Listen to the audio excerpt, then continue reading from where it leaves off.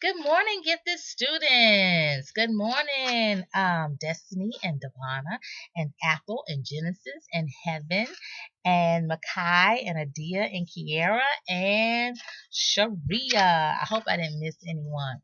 Um, Today's lesson is part of the flip classroom strategy. This particular strategy allows you to see some of the information that we're going to discuss today before we actually start the lesson. So, I'm going to go over 9 tips that you will use within your lesson. You will have a group task as well as a synthesis task, and these tips will assist you with the process. Today's lesson deals with the decision making strategy, which is a critical thinking, higher level strategy that's used within our program. We'll also be using this process of the decision making strategy within our financial awareness unit. Today's lesson is talking about spending and impulsive buying. So, I'm going to give you some tips. You can take notes in your financial freedom journal. I hope everyone brought their binders today. If you did not, please borrow some paper from someone and take these notes down. But I'm going to be giving you 9 tips that you need to use to consider before you actually purchase an item. These tips came from the mint.org, and I've been using this particular website to assist me in creating this 10-week unit. So, without further ado, let's go over these tips. Remember to consider these tips because I would like for you to use them as you complete your various tasks as well as your reflection within your reflection that I will be assessing. Okay, so tip number 1, ask yourself, do I really need this item? Do I need it or do I just want it? Tip number 2, if I need it, if I don't need it, I'm sorry, why do I really want it? So if I don't need something, why am I actually buying it? Those are characteristics of an impulsive buyer. Tip number 3, am I sure that I will use it or wear it? If I'm not going to use it or wear it, then why do I need it? But ask yourself that question. Tip number 4, if I buy it now, will I have enough money for other things I might need later on this week or next month or this month? Will I have the money? Will I have some additional money after I purchase this item? Tip number 5,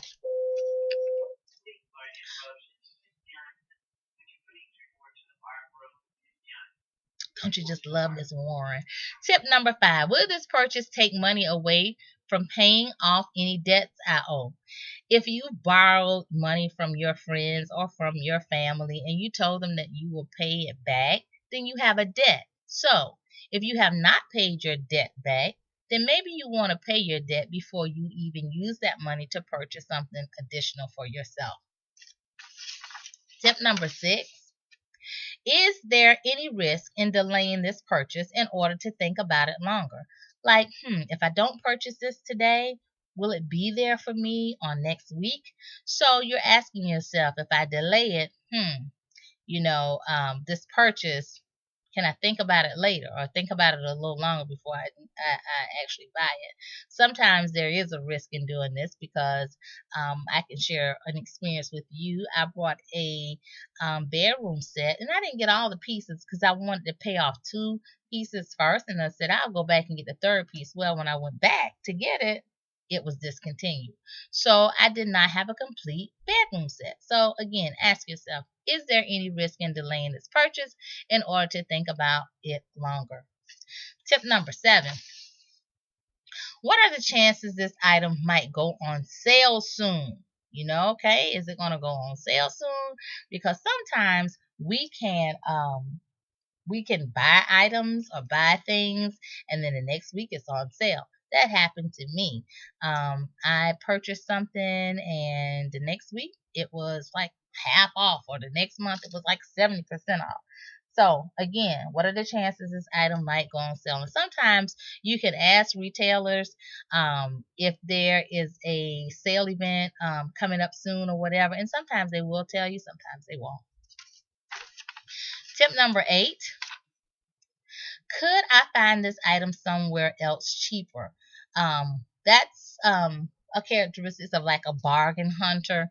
When you hear them saying a bargain hunter, they are looking for a bargain. They're trying to see if they can find the item that they're looking for cheaper. As a matter of fact, to link it to real life, on the news last night, they were talking about, I think it was on the World News last night, they were talking about people bargain hunting for prescription drugs, and then they found out that at one drugstore the prescription was $20. At another drugstore it might have been like $75, and then I think they found one for like $100 and something. So if you can find the item that you're looking for cheaper, then you can save a whole lot of money.